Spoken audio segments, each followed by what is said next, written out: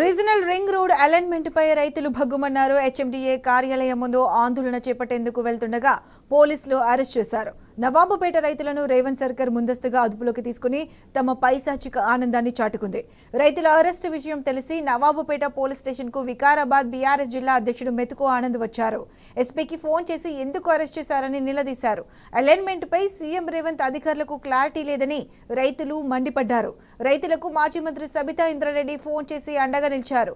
Alignment మార్పు కోసం పోరాడతామని తేల్చి చెప్పారు. అధైర్యపడొద్దని, బీఆర్ఎస్ పార్టీ అండగా ఉంటుందని భరోసా కల్పించారు. మరోవైపు నష్టపరిహారం ఇవ్వాలని కోరితే స్థానిక ఎమ్మెల్యే స్పీకర్ గడ్డం ప్రసాద్ కుమార్ తనకు తెలియదని అంటున్నారని రైతులు ఆగ్రహం వ్యక్తం చేశారు.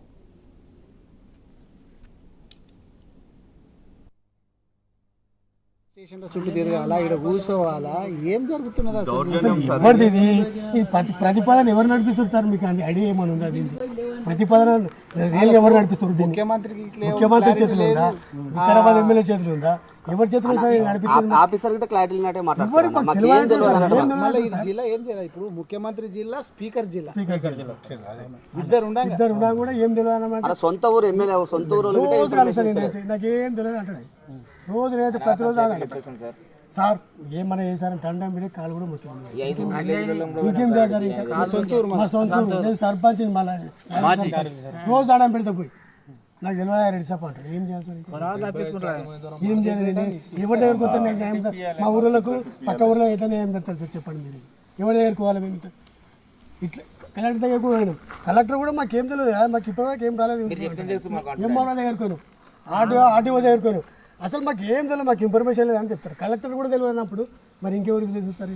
హెచ్ఎండి ఆఫీసర్ పోతే వాళ్ళకి కూడా తెలియదు. మరి వీళ్ళ కలెక్టర్ తెలియదు, హెచ్ఎండి ఆఫీసర్ తెలియదు, సర్వే నెంబర్ రూట్ మ్యాప్ ఎవరు ఇచ్చేస్తారు?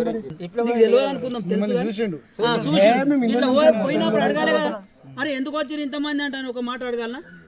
వేరేప్పుడేమో ఎవడన్నా పోలీస్ స్టేషన్ కానీ అరే ఎందుకు వచ్చామని అటకాయించినాడు. ఇప్పుడు ఇంతమంది మోస్తే ఎందుకు అటకాయించాడు? అటకాయించాలి కదా, మీరే ఆలోచన చేయండి. నవపేట 7 కోసం చెప్పలేదు.